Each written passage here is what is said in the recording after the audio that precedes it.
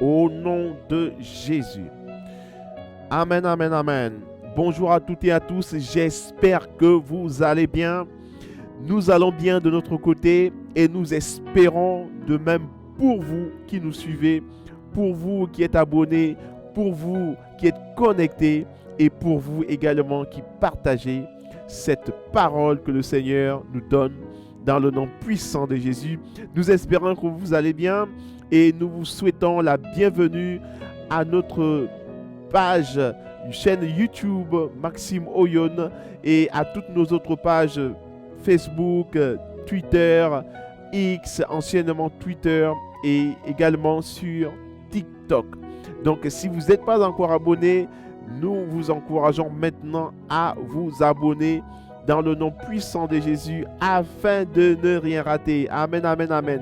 Donc soyez les bienvenus et aujourd'hui, comme à notre habitude, nous allons partager la parole de Dieu. Nous allons partager la parole de Dieu parce que le Seigneur veut que tous les hommes soient sauvés et qu'ils parviennent à la connaissance de la vérité. Mais il y a un être qui, dans ce monde, ne veut pas que tous les hommes soient sauvés. Il ne veut pas que tous les hommes parviennent à la connaissance de la vérité. Cet être s'appelle Satan, le diable. C'est le diable, c'est l'adversaire des enfants de Dieu et il ne veut pas que tous les hommes soient sauvés et qu'ils parviennent à la connaissance de la vérité, à la connaissance de Jésus-Christ qui est la vérité, qui est la vérité qui nous mène au salut, qui est la vérité qui nous mène au paradis, qui est la vérité qui sauve nos âmes, qui est la vérité qui nous délivre de la puissance du diable et qui nous emmène à la puissance de Dieu. Jésus-Christ est la vérité qui nous transporte du royaume des ténèbres vers le royaume de Dieu, vers le royaume de la gloire de Dieu. Donc Jésus-Christ est cette vérité qui nous transfère de la mort à la vie. Jésus-Christ est cette vérité qui nous donne la santé divine, qui nous délivre de la maladie pour nous donner la guérison. Jésus-Christ est cette vérité qui nous donne la vie éternelle. Amen, amen, amen. Et aujourd'hui, nous allons parler de cette vérité. Nous allons parler de ce que le Seigneur a fait pour nous. Et d'entrée de jeu, comme je vous l'ai dit, qu'il y a un homme, un être spirituel, donnons-lui les noms que vous voulez, mais il y a un être, Satan, le diable, qui ne veut pas que tous les hommes soient sauvés et qu'ils parviennent à la connaissance de la vérité. Donc il veut garder tout le monde dans l'ignorance. Il veut garder tout le monde dans l'ignorance, car la Bible dit que mon peuple périt faute de connaissance. Oui, le peuple est dans la désolation, dans la destruction, dans le chaos. Pourquoi? Parce qu'il lui manque la connaissance. Mais de quelle connaissance parle-t-on ici? Il lui manque la connaissance de la vérité, la connaissance de Jésus-Christ, la connaissance du Fils de Dieu, la connaissance du Roi de gloire, la connaissance de celui qui est et qui était et qui sera pour l'éternité, la connaissance de celui qui vit éternellement, la connaissance de Jésus-Christ, notre Dieu tout-puissant, le Fils du Dieu très haut, celui à qui Dieu a remis toute l'autorité, toute la puissance et tout le pouvoir afin de assujettir toutes choses sur cette terre, dans les cieux et sous la terre.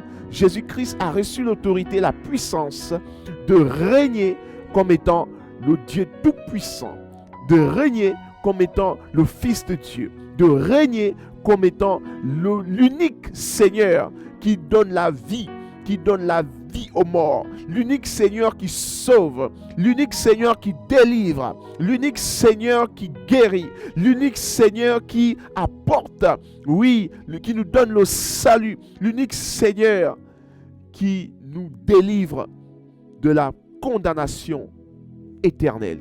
Aujourd'hui, grâce à Jésus-Christ, nous avons la vie éternelle. Et je voudrais aujourd'hui partager avec vous quelque chose de très très important. de très très important. La Bible dit ceci. Jésus-Christ, après avoir été baptisé, et nous pouvons lire dans Matthieu chapitre 4, après avoir été baptisé, la Bible dit ceci à partir du verset 1er dans Matthieu chapitre 4. Alors Jésus fut emmené par l'Esprit dans le désert pour être tenté par le diable. Donc dans Matthieu chapitre 4, nous voyons que le Saint-Esprit, l'Esprit de Dieu, a emmené Jésus après avoir été baptisé. Il a conduit Jésus dans le désert pour être tenté par le diable. Donc cela voudrait dire que les hommes sont emmenés à être tentés par le diable. Ah donc aujourd'hui, je voudrais partager avec vous quelque chose de très très important sur la tentation. Donc, comment est-ce qu'on fait pour sortir victorieux de la tentation? Comment est-ce que je fais pour vaincre la tentation? Comment est-ce que je fais? Comment est-ce que je m'y prends? C'est ce que nous allons voir aujourd'hui. Nous allons comprendre déjà ce que c'est la tentation, d'où vient la tentation, comment est-ce que la tentation se manifeste. Donc nous allons essayer de comprendre la tentation. Après nous allons essayer de comprendre comment est-ce que l'on fait pour échapper à la tentation. Amen, amen. Et après nous allons évidemment voir comment est-ce que je fais pour fuir la tentation ou encore pour résister à la tentation. Et après nous allons voir qu'il y a également de très très bonnes choses à comprendre, de très très bons enseignements à recevoir dans les temps de tentation. Lorsque nous sommes face à la tentation, il y a des choses que nous pouvons comprendre, il y a des clés, il y a des astuces, il y a des moyens, des voies et des moyens pour résister à la tentation que nous pouvons discerner. Donc il y a des enseignements, il y a des philosophies que nous pouvons en tirer dans des situations où nous sommes confrontés à la tentation. Cela fait l'objet de notre partage de ce jour. Donc je vous invite à vous asseoir parce que nous allons partager beaucoup d'informations et nous allons comprendre que le Seigneur nous a donné le pouvoir, la puissance, l'autorité de dominer sur toute forme de tentation. Amen, amen. Et donc d'entrée de jeu, je voudrais déjà nous aider à comprendre ce que c'est que la tentation. La tentation, c'est quoi la tentation? Pour vous qui me regardez, comment est-ce que vous définirez la tentation? Alors, moi, j'ai une définition toute simple que je voudrais vous proposer. La tentation, c'est simplement être poussé à faire ce qui est mauvais, être poussé à faire ce qui est mal, être poussé à faire ce que Dieu ne vous a pas demandé de faire, être poussé à faire ce qui ne fait pas partie du plan de Dieu pour votre vie. Lorsque vous êtes poussé à faire quelque chose que vous ne devriez pas faire et qui ne fait pas partie de votre destinée, cela s'appelle être tenté. Lorsque vous êtes poussé à faire quelque chose de mal, cela s'appelle être tenté. Amen, amen. Donc, souvenez-vous, Jésus-Christ, après avoir été baptisé par son cousin Jean-Baptiste, la Bible dit que le Saint-Esprit l'a poussé dans le désert pour être tenté par le diable. Donc, vous voyez ici que lorsque l'on parle de tentation, cela a un lien direct avec le diable. La tentation a un lien direct avec le diable. Parce que le Saint-Esprit a poussé Jésus-Christ dans le désert afin qu'il soit tenté par le diable. Ça veut dire afin qu'il soit emmené à vouloir faire ce qui est mauvais sous l'impulsion du diable. Et cela lui a permis de forger son caractère. Cela lui a permis de sortir de là victorieux, parce que nous allons voir que Jésus-Christ n'a pas succombé. Ça veut dire que Jésus-Christ n'a pas été faible au point d'obéir à la volonté du diable pour faire ce qui est mal. Ça veut dire que Jésus-Christ ne s'est pas détourné de la volonté de Dieu pour sa vie. Et donc, dans la tentation, Jésus-Christ a été vainqueur. dans la tentation, Jésus-Christ est sorti de là victorieux, malgré l'impulsion, la pression démoniaque, diabolique qui était autour de lui. Dans ce désert, il avait certainement faim. Nous voyons que le diable viendra lui proposer de transformer, d'ordonner aux pierres de devenir du pain afin qu'il puisse manger. Ça veut dire que le diable a tenté à faire quelque chose que Dieu ne lui avait pas demandé. Et donc vous voyez ici l'œuvre de la tentation lorsque vous êtes poussé à faire ce qui n'est pas bien. Parce qu'il n'était pas bien pour Jésus d'ordonner à ce que la pierre devienne du pain. Parce que Dieu ne lui avait pas demandé de faire cela. Dieu ne lui avait pas demandé de transformer la pierre en pain afin qu'il puisse, oui, manger. Afin qu'il puisse, oui, prendre, qu'il puisse manger pour qu'il ne puisse plus avoir faim. Donc Dieu ne lui avait pas demandé cela. Donc Jésus-Christ était confronté à un dilemme. Soit il obéit au diable et alors il va résoudre le problème de la faim. Vous voyez, il va manger du pain et à partir de ce moment, il n'aura plus faim. Mais contrairement à la volonté de Dieu, il aurait désobéi. Il aurait mis Dieu à l'épreuve et cela n'aurait pas plu à Dieu. Donc il aurait fait quelque chose de mal parce qu'il a décidé d'obéir au diable plutôt que d'obéir à Dieu. Donc la tentation, pour revenir sur notre définition, c'est lorsque nous sommes poussés à faire ce qui est mal. Parce que ce qui est mal est impulsé, est inspiré, est sous l'impulsion du diable. C'est le diable qui pousse l'homme à faire ce qui est mal. Parce que Dieu est bon et il ne fait point de mal. Amen, amen. Il n'y a point de mal en lui, en notre Dieu. Il n'y a point de mal en notre Dieu. Il n'y a point de mal en notre Dieu. Donc la tentation, c'est lorsque vous êtes poussé à faire ce qui est mal. Amen, amen. Est-ce que ça va? Ça va? Et donc, nous comprenons que les débuts du ministère de Jésus-Christ ont été animés par des épreuves, par la tentation dans le désert.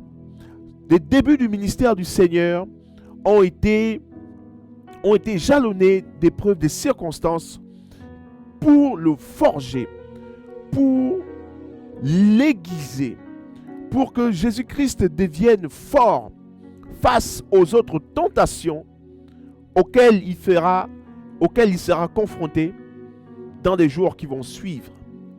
Et donc, il a fallu que le Saint-Esprit aille préparer Jésus-Christ à ce qui devait arriver.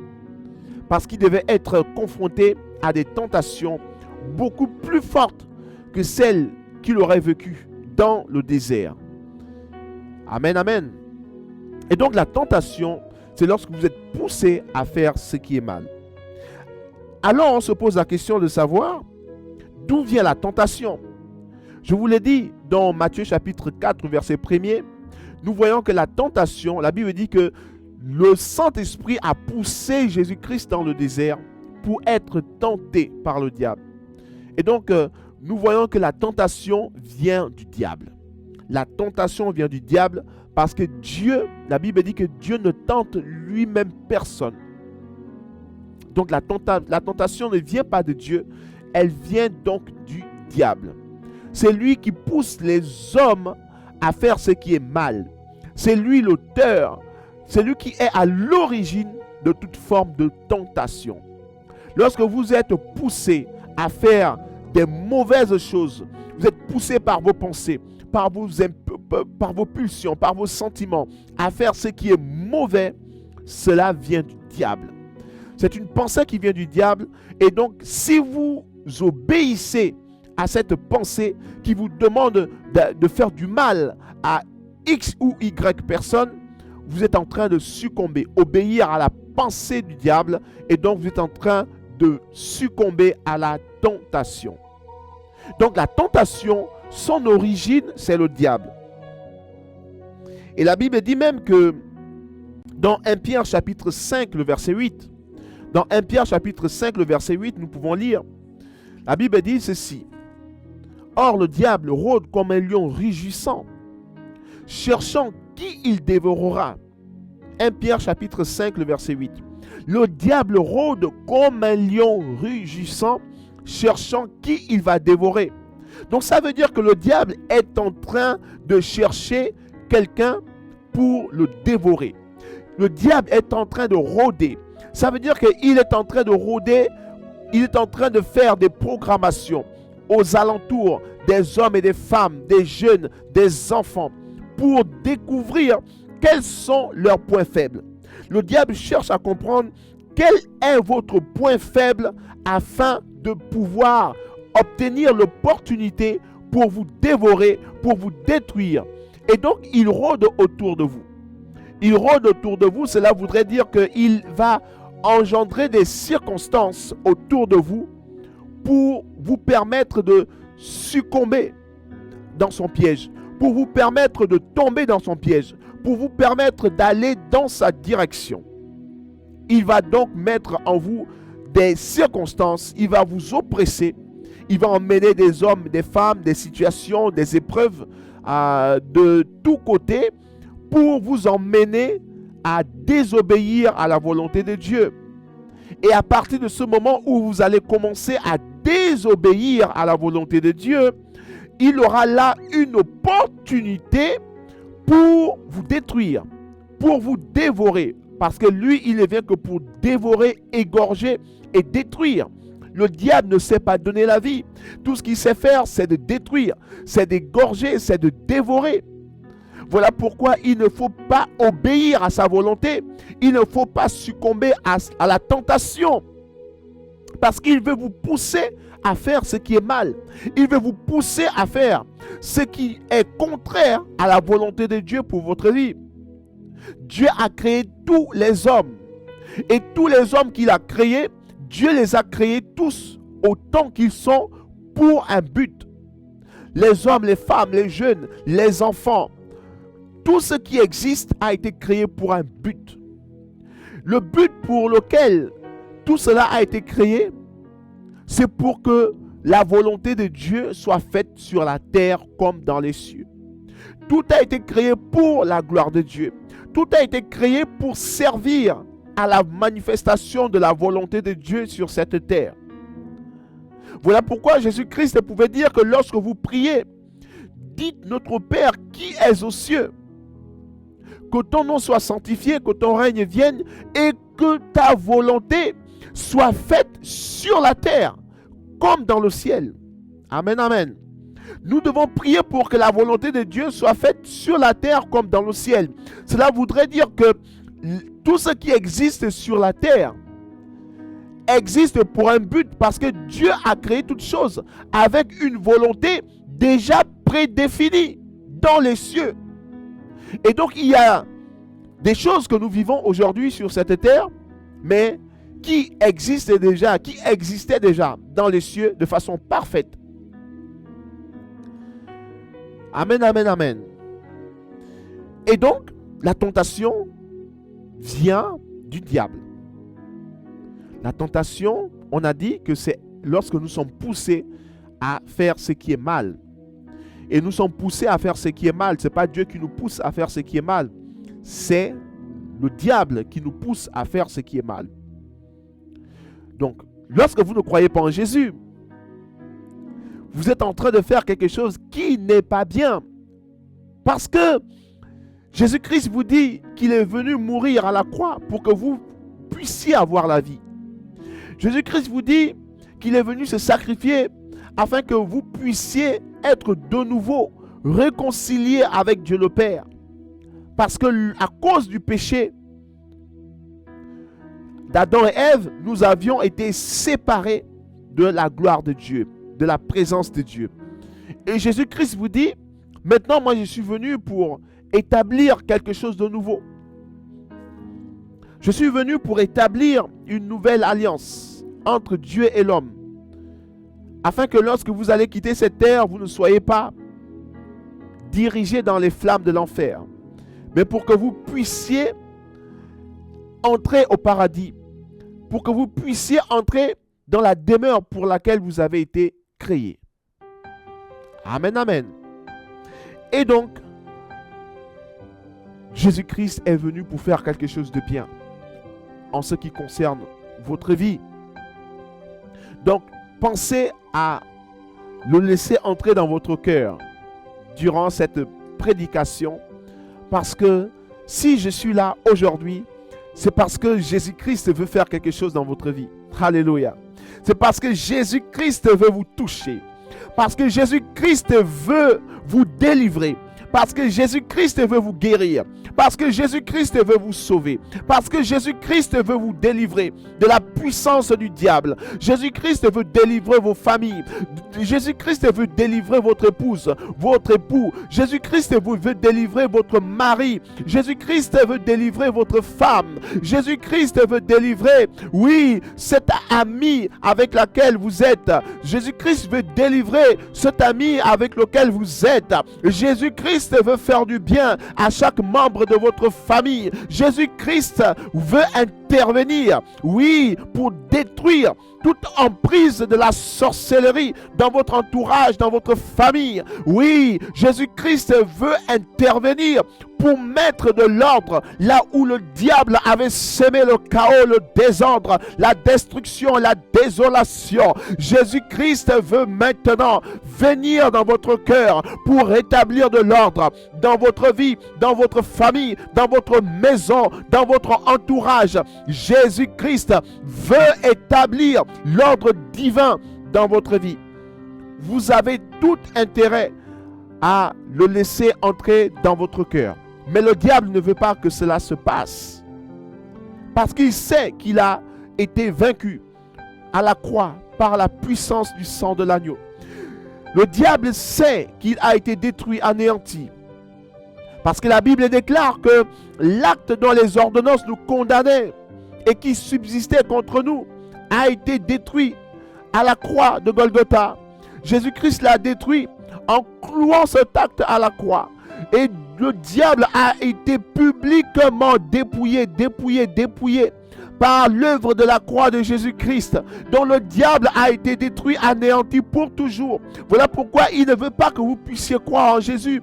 C'est quelque chose de mauvais. Il emmène la tentation, il emmène des épreuves, il emmène des mauvaises pensées pour vous empêcher de faire quelque chose de bien, pour vous empêcher de croire en Jésus-Christ. Car ce sera la meilleure des choses que vous puissiez faire de votre vivant. Le diable sait que si vous quittez la terre sans croire en Jésus-Christ, sans laisser Jésus-Christ entrer dans votre cœur et faire de lui votre Seigneur et votre Sauveur, vous irez en enfer. Le diable le sait. Et puisqu'il n'a pas envie d'aller en enfer tout seul, alors il veut emmener avec lui un grand nombre de personnes. Il veut emmener avec lui des multitudes. Le diable veut emmener avec lui plusieurs personnes. Mais ça ne sera pas votre partage au nom puissant de Jésus. Parce que je crois qu'au travers de cette vidéo, au travers de cet enseignement, au travers de ce moment, votre vie va être changée. Vous allez rencontrer Jésus-Christ. Il viendra dans votre cœur. Il va établir son domicile. Il va venir habiter en vous.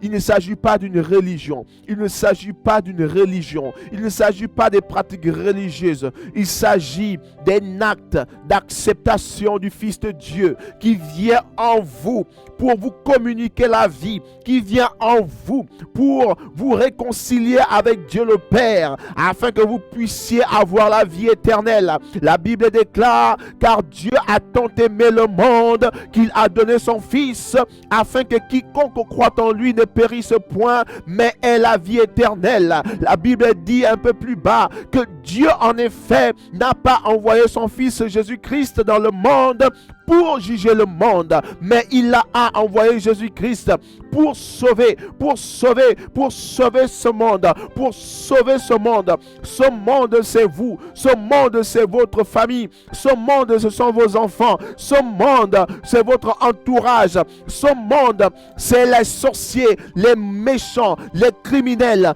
qui n'ont pas connu Jésus-Christ et qui ont besoin d'être délivrés de la puissance de Satan pour être emmenés à la puissance de Dieu, qui ont besoin d'être délivrés du royaume des ténèbres pour être emmenés dans le royaume du Fils de son amour, dans le royaume de Dieu, qui ont besoin d'être délivrés de l'emprise du diable, de l'emprise des démons, de l'emprise des esprits impurs. Il y a quelqu'un qui est sous l'emprise de tout esprit de pornographie, d'impudicité. Tu n'arrives pas à te débarrasser de la pornographie. Tu veux t'en débarrasser, mais tu ne sais pas comment t'en débarrasser. C'est devenu une addiction. Tu regardes sur ton portable, sur tes tablettes, sur les médias, sur les réseaux sociaux, sur Facebook.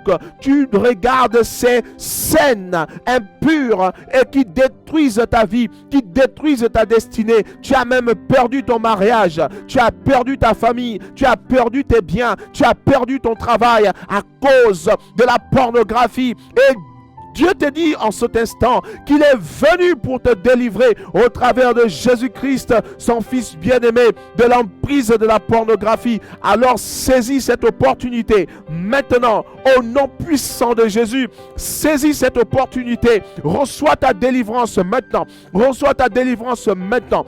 Au nom puissant de Jésus. Au nom puissant de Jésus. Je prie pour ta délivrance. Sois délivré de l'emprise de toute pornographie, de toute impudicité. Sois délivré maintenant au nom puissant de Jésus. Au nom puissant de Jésus. Amen, amen, amen, amen. Amen, amen, amen. Donc la tentation vient du diable. Le diable va utiliser les pressions venant du monde extérieur. Il va utiliser les médias avec la communication des informations qui ne vont pas faire du bien à nos pensées, à nos sentiments, à nos émotions. Il va utiliser ces informations externes au travers d'une personne. Ça peut être un membre de notre entourage, un membre proche de notre entourage qui va faire quelque chose qui va certainement nous mettre en colère, qui va faire quelque chose qui va nous pousser à faire du mal. Le diable va se servir des circonstances extérieures pour nous pousser à faire du mal. Il pourra passer par des enfants qui vont se mettre à hurler, à crier. Parce qu'un enfant, ça doit hurler, ça doit crier. Mais il va passer par cela. Il sait très bien que vous n'aimez pas que les enfants crient. Je suis en train de parler à quelqu'un. Il y a une personne qui n'aime pas que les enfants crient dans son entourage. Et donc ça vous dérange et ça vous pousse à insulter vos enfants. Ça vous pousse à faire du désordre, à vous mettre dans un dans un état de colère. Alors que vous n'aviez pas envie de vous mettre en colère. Et donc quand vos enfants commencent à crier, commencent à hurler autour de vous, vous vous mettez en colère. C'est une forme de tentation. Cela s'appelle une oppression satanique externe qui vient pour vous oppresser afin de pouvoir vous pousser à vous exploser de votre être intérieur. Donc c'est une pression externe.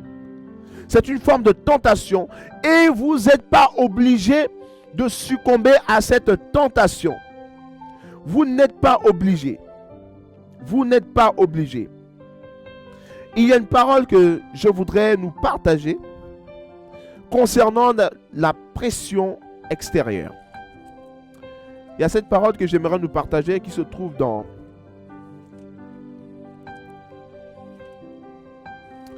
qui dit, je vais nous lire la parole de Dieu qui dit ceci dans 1 Jean chapitre 2, je vais lire à partir du verset 15. 1 Jean chapitre 2, je lis à partir du verset 15. La Bible dit ceci: n'aimez point le monde, ni les choses qui sont dans le monde. Si quelqu'un aime le monde, l'amour du Père n'est point en lui. Car tout ce qui est dans le monde, la convoitise de la chair, la convoitise des yeux, l'orgueil de la vie, ne vient point du Père, mais vient du monde. Ne vient point du Père, mais vient du monde. Amen. Donc la Bible nous dit ici de ne pas prêter attention au monde. Ça veut dire à tout ce qui est, tout ce qui nous entoure. Parce que tout cela est corrompu. Tout cela n'a qu'un seul but, c'est de nous pousser à désobéir à la volonté de Dieu. Voilà pourquoi la Bible dit que tout ce qui vient du monde, la convoitise des yeux, l'orgueil de la vie, ne vient point du Père. Donc ça ne vient pas du Père. Ça ne vient pas du Père. Toute cette situation dans laquelle vous pourriez vous retrouver, vous désirez quelque chose. Vous voyez par exemple, j'étais sur les enfants. Les enfants sont en train de jouer, sont en train de crier, hurler. Oui, c'est pas bien peut-être que les enfants crient et que les enfants hurlent. Mais vous n'êtes pas obligé de vous laisser emporter par cette situation, parce que vous devriez comprendre que cette situation, ce n'est pas la situation idéale pour vos enfants. Et donc le Seigneur peut vous utiliser. Le Seigneur peut vous utiliser pour emmener vos enfants à ne plus crier et à ne plus hurler. Et de permettre en sorte que la paix, le calme et la sérénité soient établis dans votre entourage. Amen, amen.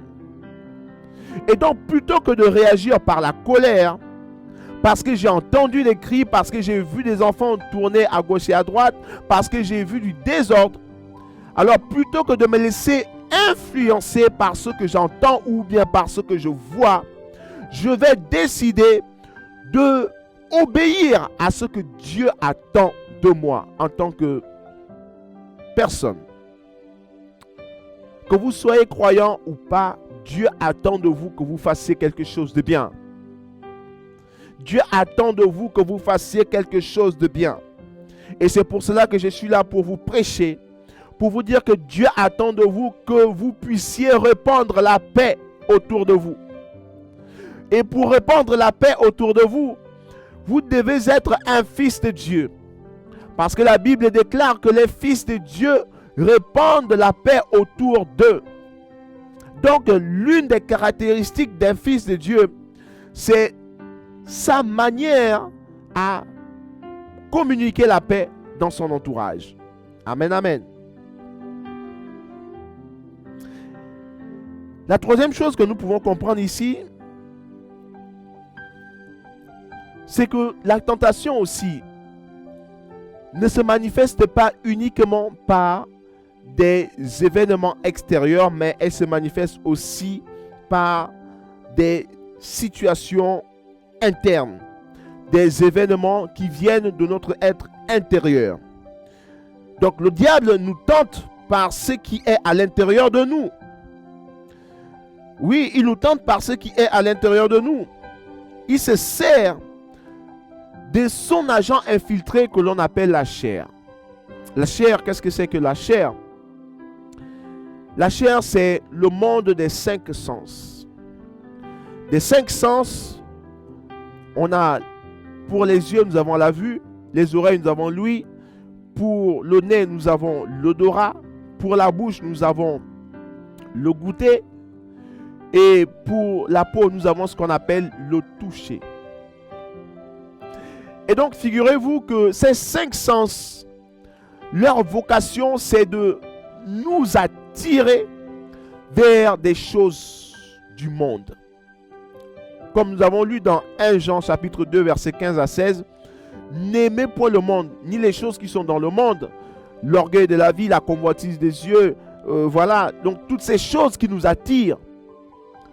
Par exemple, quelqu'un qui a des problèmes de diabète et qui aime manger qui continue de manger des sucreries alors que on t'a interdit de manger des sucreries pour ton bien. Et donc, mais toi quand même, tu as la volonté de respecter ton traitement de diabétique, mais il y a quelque chose qui te pousse quand même qui te donne envie dans ton être intérieur, qui te donne envie de continuer de manger des chocolats par exemple.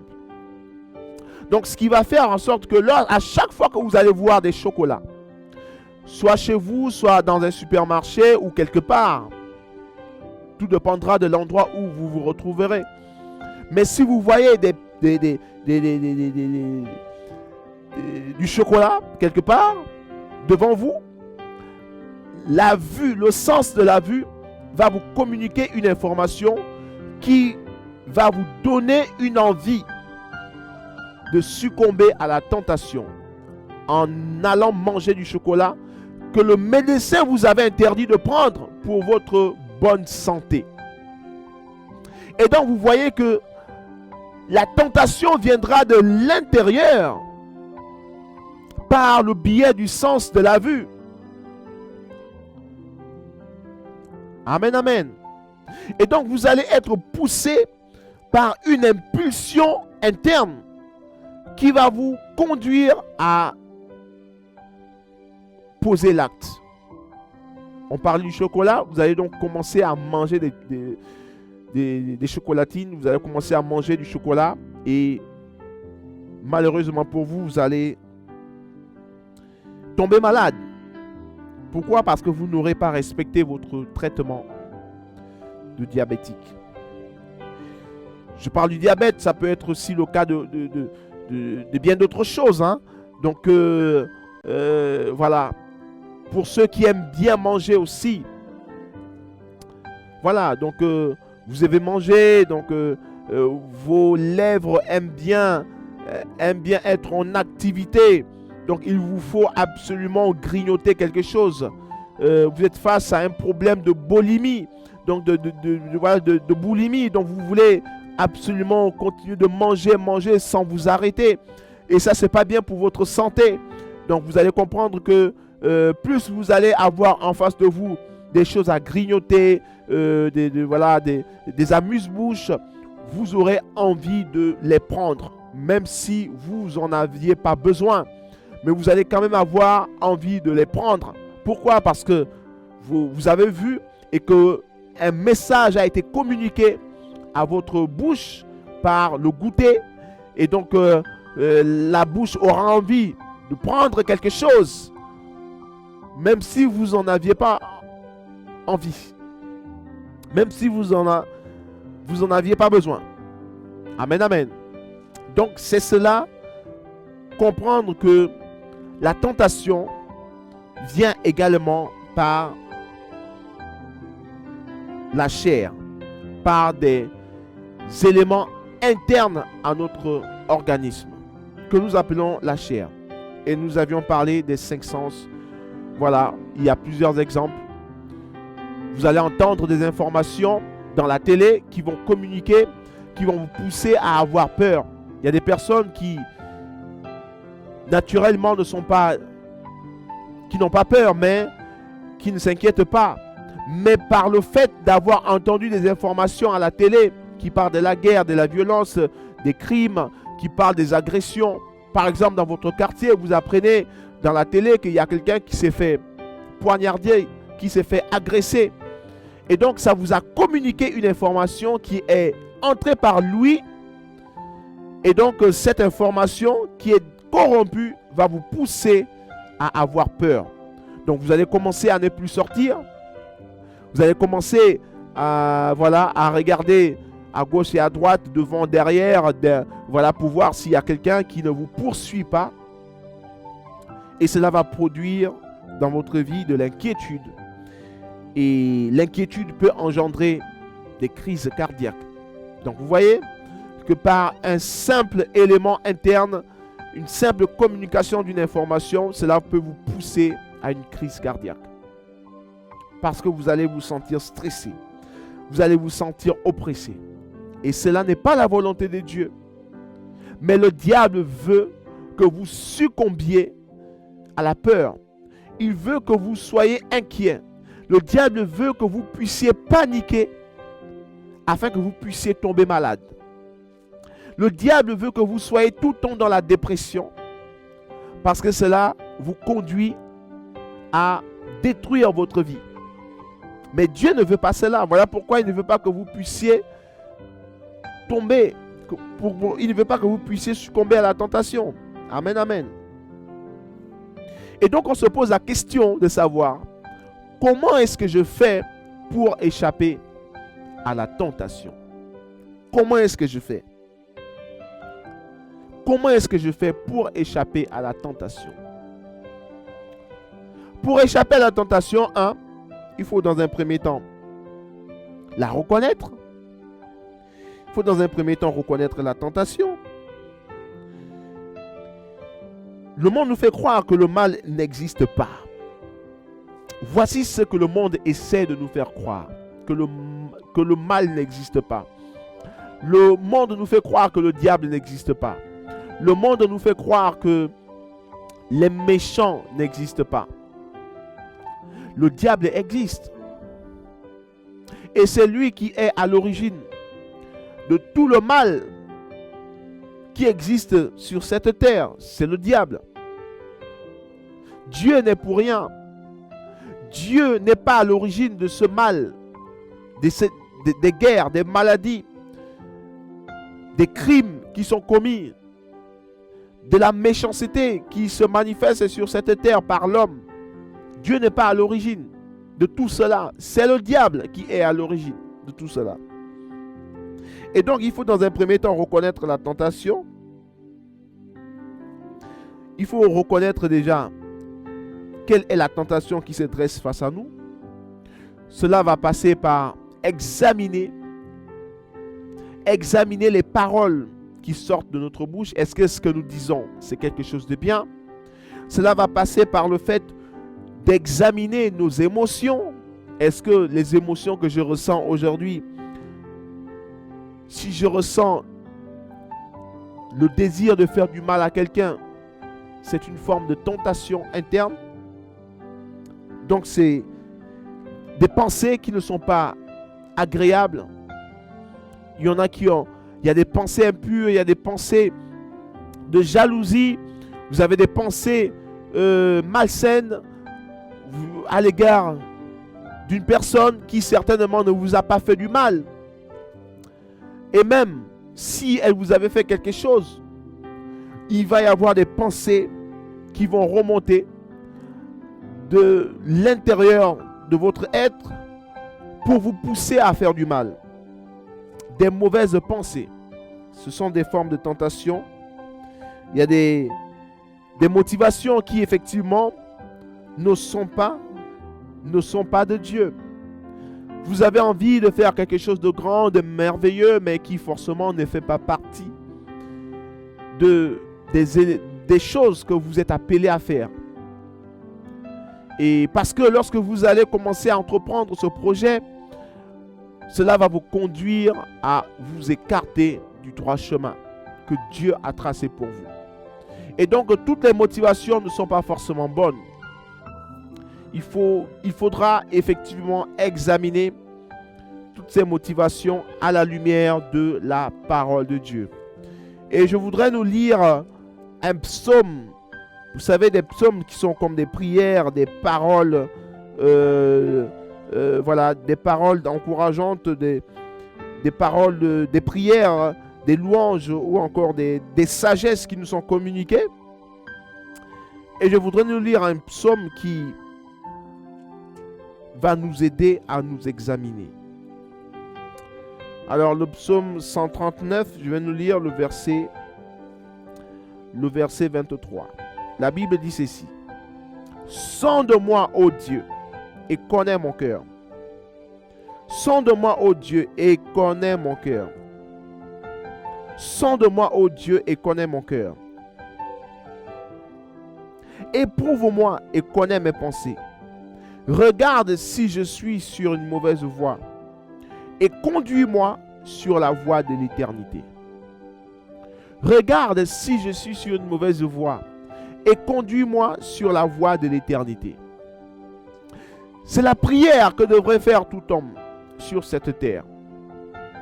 Tout homme voudrait faire du bien. Mais le problème, c'est que nous ne savons pas comment est-ce que nous devons le faire. Tout homme voudrait aimer son prochain. Mais le problème, c'est que nous ne savons pas comment aimer notre prochain. Tout homme voudrait aimer tout le monde.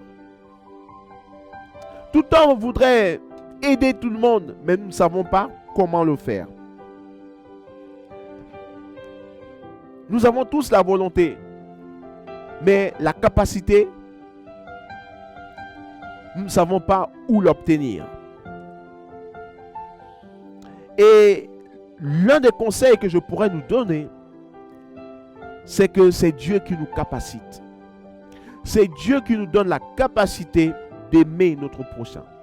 C'est Dieu qui nous donne la capacité de faire du bien. Voilà pourquoi il est dit, oh Dieu, sonde-moi. Sonde-moi. Ça veut dire que celui qui nous sonde, c'est Dieu par son esprit. Voilà pourquoi si vous n'avez pas encore donné votre vie à Jésus-Christ, si vous n'avez pas encore ouvert votre cœur à Jésus-Christ, il vous sera difficile de vous sonder vous-même. Lorsque vous aurez envie de faire du bien, ce bien, vous ne pourriez pas le faire. Parce qu'il n'y a pas de bien en dehors de Jésus-Christ. Il n'y a pas de bien en dehors de Dieu le Père. Il n'y a pas de bien en dehors du Saint-Esprit. Celui qui vous donne la capacité de faire du bien, c'est Jésus-Christ de Nazareth. Parce qu'il vous donne son esprit qui vient vous aider à discerner ce qui est bien de ce qui est mal. Il vous donne son esprit qui vient vous aider à faire la volonté de Dieu. Jésus-Christ vous donne l'esprit de Dieu pour que vous puissiez rester fort lorsque les vents et les tempêtes vont se lever contre vous. Amen, amen. Jésus-Christ est la solution. Jésus-Christ est la solution. La force dont nous avons besoin pour résister à la tentation s'appelle Jésus-Christ. La Bible nous dit que Jésus-Christ, dans Hébreux chapitre 4, verset 15, la Bible dit que Jésus-Christ a été tenté en toutes choses. Il a été tenté en toutes choses. Et la bonne nouvelle, c'est que non seulement il a été tenté en toutes choses, parce que cela nous permet de comprendre que Jésus-Christ a eu des désirs que vous et moi nous avions. Jésus-Christ a eu des pensées que vous et moi nous avions. Jésus-Christ a eu des motivations, bonnes ou mauvaises, que vous et moi nous avions. Jésus-Christ a été tenté comme vous et moi. Parce qu'il a été un homme comme vous et moi. Il a mangé, il a bu, il a marché, il a souffert de toutes sortes de souffrances sur cette terre, comme vous et moi. Et la bonne nouvelle également dans ce passage, c'est que non seulement il a été tenté, comme vous et moi, en toutes choses, mais la Bible dit qu'il n'a pas succombé. Il n'a pas baissé les bras. Il ne s'est pas laissé emporter par la tentation, par le diable qui voulait le pousser à faire du mal.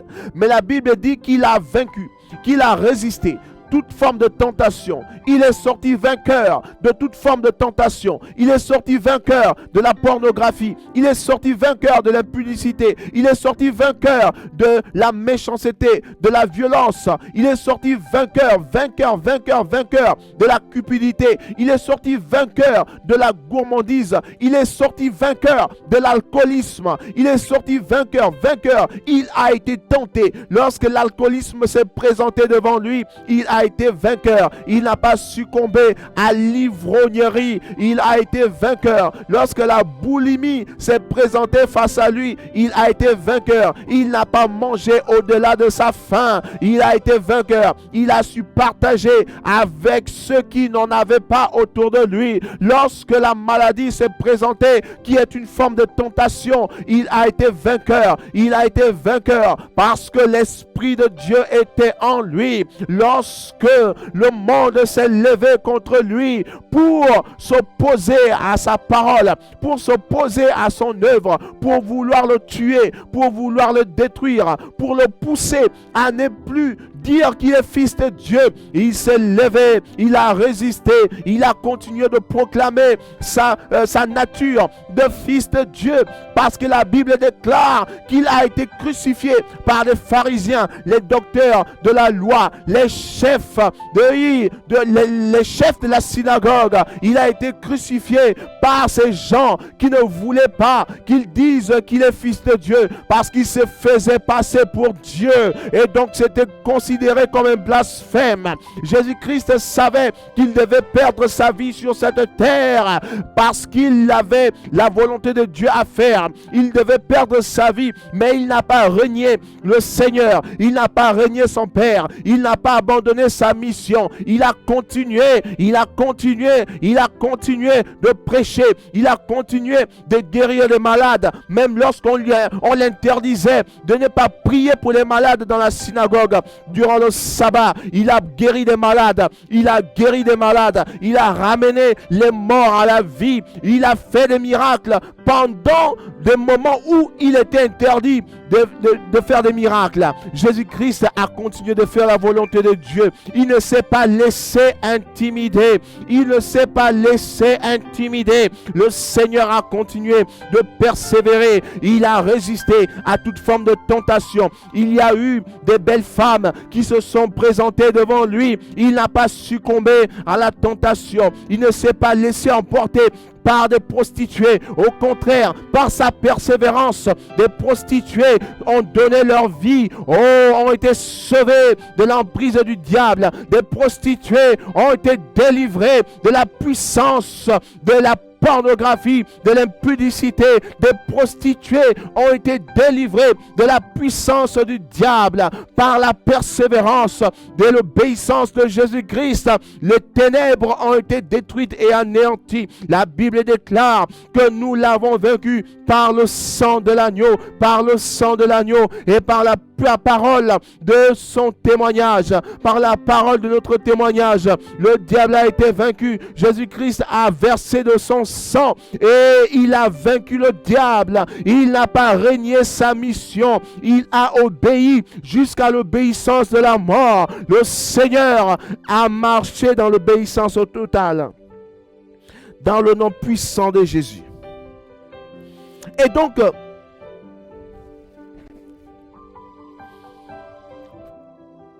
pour résister à la tentation, pour échapper à la tentation, il faut fuir. Amen, amen. Il faut fuir. On ne cohabite pas avec la tentation. On ne flirte pas avec la tentation. Il faut fuir. Toute pensée qui vous pousse à faire du mal, il faut la rejeter. Il faut la refuser. Il faut dire non, non, non, non. Je ne peux pas agir de telle sorte parce que telle n'est pas la volonté de Dieu. Et donc, je dois fuir la tentation. Je dois fuir cette épreuve. La Bible dit dans 2 Timothée chapitre 2, verset 22, « Fuyez les passions de la jeunesse. » Vous êtes jeune et vous avez du mal à vous contenir sexuellement. Vous êtes jeune et vous avez du mal à vous contenir par rapport à certaines passions. Vous avez de l'énergie. Vous voulez dépenser votre énergie à prendre des risques qui vont mettre en péril votre vie. La Bible dit, vous devez fuir. Vous devez fuir les passions de la jeunesse.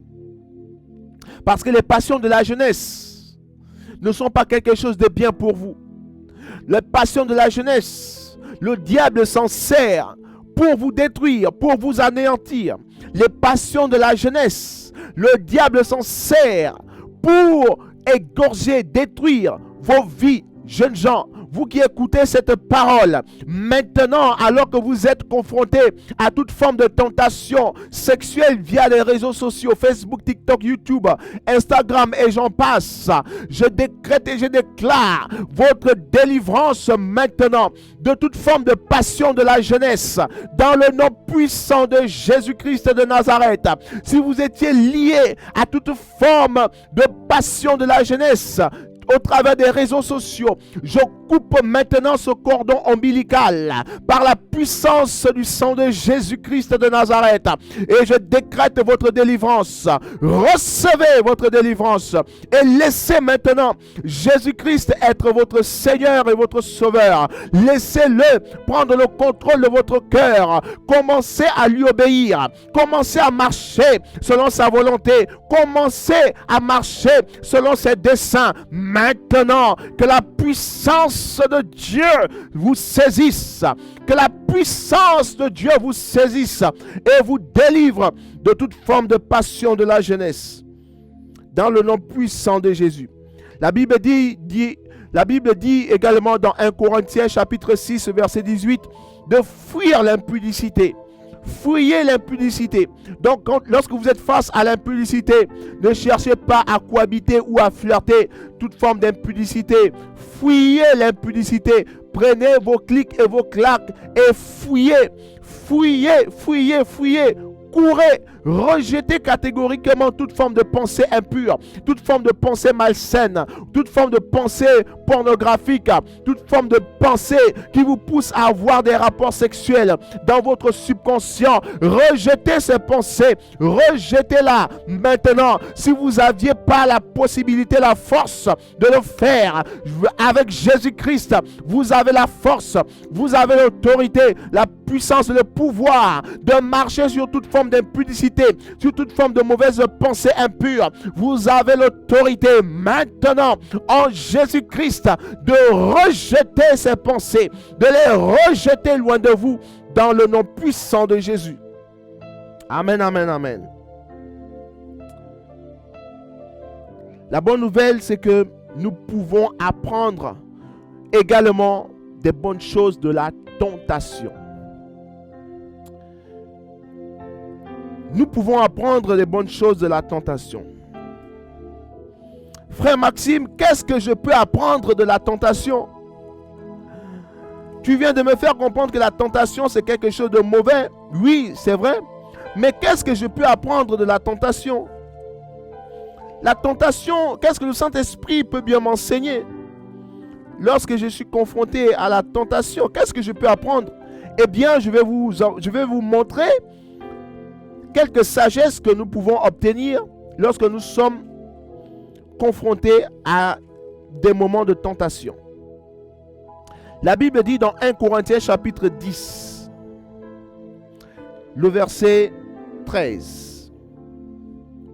La Bible dit ceci: aucune tentation ne vous est survenue qui n'ait été humaine.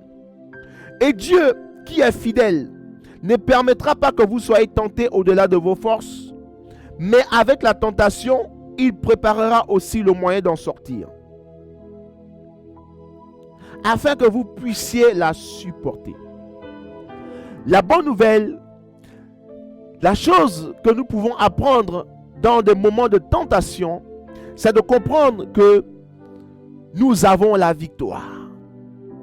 C'est de comprendre que lorsqu'il y a une tentation qui se manifeste, Dieu nous donne, il donne à l'homme, il dit aucune tentation ne nous est survenue qui n'ait été humaine.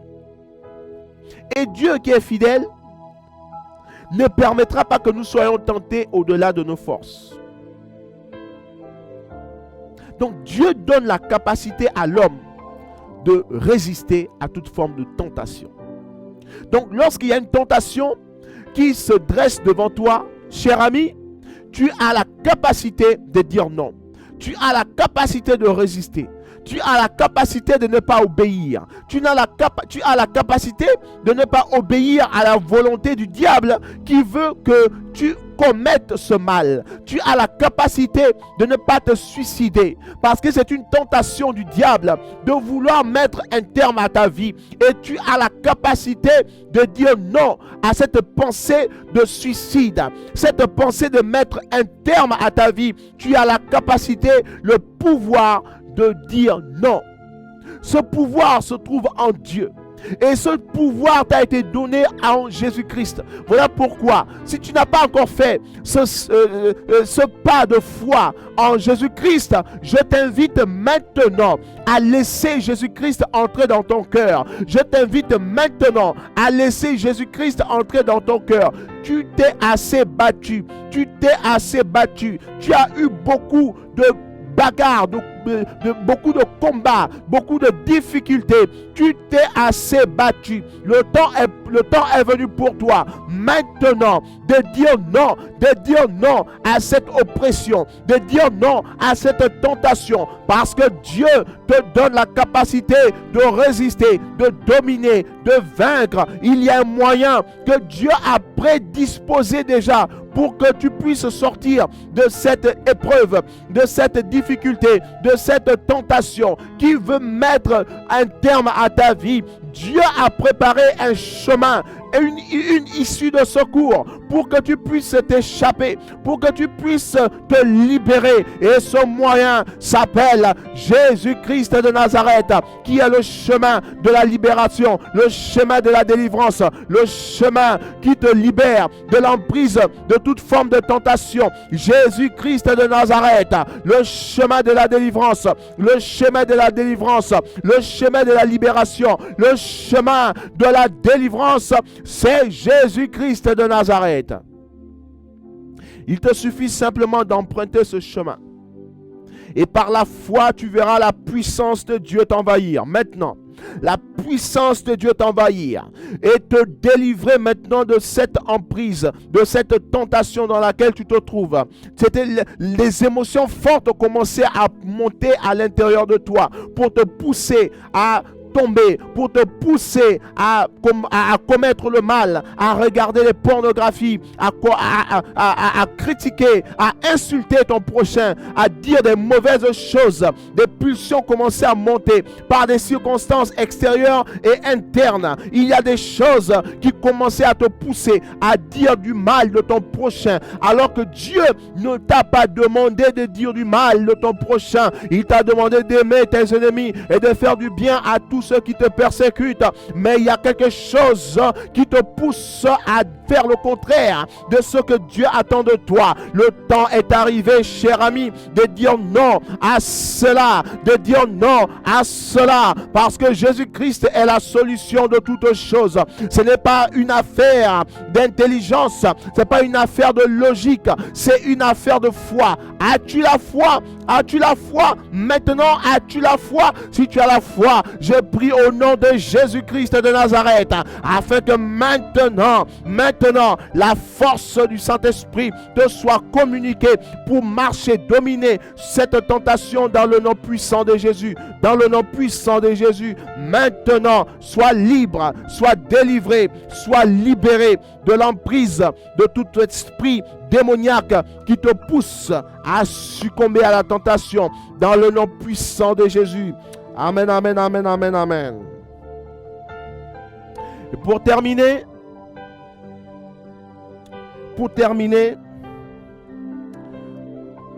comment vaincre la tentation? Il peut arriver que vous puissiez succomber à la tentation. Et lorsque vous avez succombé à la tentation, que faut-il faire? Que faut-il faire lorsque j'ai succombé à la tentation? Est-ce qu'il faut que je me suicide parce qu'il n'y a plus de marche arrière? Est-ce qu'il faut que je laisse tomber tout parce que je ne sais plus quoi faire? Nous allons voir ce qu'il convient de faire lorsque l'on a succombé, lorsque l'on est tombé. Nous allons voir ce qu'il convient de faire. Ce qu'il convient de faire se trouve dans 1 Jean chapitre 1 et nous allons lire le verset 9. La Bible dit ceci dans 1 Jean chapitre 1, le verset 9. 1 Jean chapitre 1, le verset 9. La Bible dit ceci. Si nous confessons nos péchés, il est fidèle et juste pour nous les pardonner et pour nous purifier de toute iniquité. Si nous confessons nos péchés, Dieu est fidèle, Jésus-Christ est fidèle et juste pour nous les pardonner et pour nous purifier de toute iniquité. Donc lorsque j'ai succombé à la tentation, qu'est-ce que je dois faire? Je dois me repentir. Vous devez vous repentir, cher ami. Vous ne devez pas continuer de vivre, de marcher dans cette situation parce que vous êtes tombé. Et parce que vous êtes tombé, vous avez baissé les bras. Vous aviez dit qu'il ne sert plus à rien. Et donc, c'est fini. Non, ce n'est pas fini. Parce que Dieu n'a pas dit son dernier mot en ce qui vous concerne. Dieu a un but pour votre vie. Dieu a un but pour votre vie. Votre vie a un but sur cette terre. Dieu veut faire de grandes choses au travers de votre vie. Voilà pourquoi il a envoyé son fils Jésus-Christ de Nazareth afin de mourir à la croix et que quiconque croit en lui ne périsse point mais ait la vie éternelle. Jésus-Christ est la solution. Voilà pourquoi il dit que si vous êtes tombé, ce n'est pas fini. La solution, elle est là devant vous. La solution est là devant vous. Vous avez fait du mal. Vous avez fait du mal. Jésus vous dit que ce n'est pas fini parce que j'ai donné mon sang pour vous. J'ai donné mon sang pour le pardon de vos péchés. J'ai donné mon sang pour la purification de vos péchés. J'ai donné mon sang. Oui, tout ce que vous avez à faire, c'est de vous repentir. C'est de vous repentir. Se repentir, c'est de se détourner du mal que vous aviez fait. C'est de se détourner du chemin dans lequel vous étiez en train de continuer de vivre. Par exemple, si vous étiez tombé dans l'impudicité, dans la fornication, dans l'immoralité sexuelle, dans l'homosexualité. Oui, vous étiez tombé dans ces choses et vous vous êtes rendu compte que ces choses n'étaient pas bonnes pour vous parce que vous n'aviez pas été créé pour vivre ainsi. Et maintenant que vous vous êtes rendu compte, vous aviez quand même continué de vivre dans cette vie malgré votre conscience. Mais Dieu dit maintenant, oui, vous n'avez plus à continuer de vivre de cette manière. Repentez-vous, détournez-vous de cette vie. Si vous étiez homosexuel, dites Seigneur, je te demande pardon parce que j'ai vécu de manière, oui, dénaturée. J'ai pas respecté l'ordre divin. Alors je me détourne. Si vous étiez, oui, vous étiez un criminel, vous aviez fait beaucoup de mal à des personnes. Détournez-vous de toute forme de criminalité. Demandez pardon à Dieu. Confessez votre péché.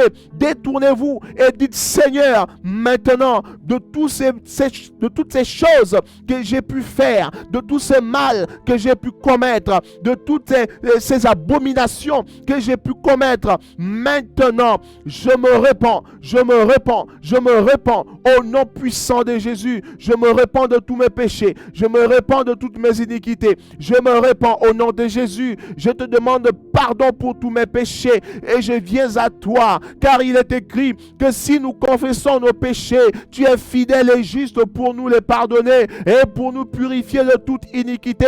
Peu importe ce que vous avez vécu, peu importe ce que vous avez fait, le Seigneur vous dit maintenant, mon enfant, reviens à moi, reviens à moi, reviens à moi. Je te pardonne de tous tes péchés et je te lave. Non seulement je te pardonne, mais je te lave afin que tu deviennes plus blanc que neige, plus blanc que neige. Je te lave par mon sang, je te lave par mon sang et je te donne la vie. Je commence une nouvelle histoire avec toi. Je commence une nouvelle histoire avec toi. Dans le nom puissant de Jésus, lève-toi, lève-toi de là où tu étais tombé et commence maintenant à marcher, à te détourner de ce péché, de cette situation dans laquelle tu te trouves. Le monde t'a condamné, mais Dieu ne te condamne pas. Jésus-Christ n'a pas dit son dernier mot en ce qui te concerne. Reviens à Jésus-Christ maintenant. Reviens à Jésus-Christ maintenant au nom puissant de Jésus et prends ta délivrance. Prends ta délivrance. Reçois ta délivrance. Reçois ta délivrance dans le nom puissant de Jésus. Amen, amen, amen, amen, amen. Amen. Si nous confessons nos péchés, le Seigneur Jésus-Christ est fidèle et juste pour nous les pardonner et pour nous purifier de toutes nos iniquités. Telle est la parole du Seigneur pour vous.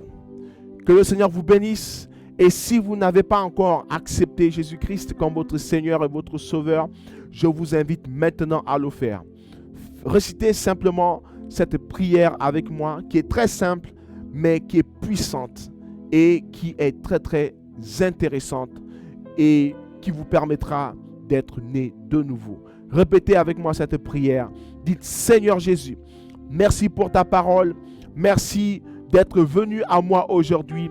Merci parce que ta parole m'a encore touché. Je te demande pardon pour tous mes péchés et je me détourne maintenant de toute mauvaise voie dans laquelle je marchais et je viens à toi, Seigneur Jésus. Au nom puissant de Jésus, je te donne ma vie, Seigneur. Je m'abandonne entre tes mains. Transforme-moi, change-moi, guéris-moi, restaure-moi. Là où les hommes m'ont blessé, je m'abandonne entre tes mains et je prie, Seigneur, afin que tu guérisses mon âme et que tu guérisses mon corps. Sauve mon esprit, Seigneur. Sauve-moi, esprit, âme et corps. Sauve-moi de l'emprise du diable. Libère-moi du pouvoir de Satan. Seigneur, prends-moi dans tes bras. Prends-moi dans tes bras et laisse-moi entrer dans ton royaume. Viens habiter dans mon cœur. Je te fais Seigneur et Sauveur de ma vie dans le nom puissant de Jésus-Christ de Nazareth que j'ai ainsi prié. Et tu dis Amen, Amen et Amen. Tu as fait cette prière pour la première fois. Tu es béni et tu es né de nouveau. Tu fais désormais partie de la grande famille de Dieu. Que le Seigneur te bénisse. Et à très bientôt. Si vous n'êtes pas encore abonné à ma chaîne YouTube Maxime Oyon, n'hésitez pas à vous y abonner. Vous avez à la fin de ce message tous les différents liens de mes pages, de tous les réseaux sur lesquels je suis. Donc, si vous voulez rester connecté, vous voulez me suivre sur TikTok, je suis présent. Vous tapez Maxime Oyon. Vous allez me retrouver sur YouTube, vous tapez Maxime Oyon, vous allez me retrouver sur Facebook, vous tapez Maxime Oyon, vous allez également me retrouver sur X, anciennement Twitter, vous tapez Maxime Oyon, vous allez également me retrouver. Abonnez-vous, likez et partagez afin de faire du bien aux autres. Que le Seigneur vous bénisse. Amen.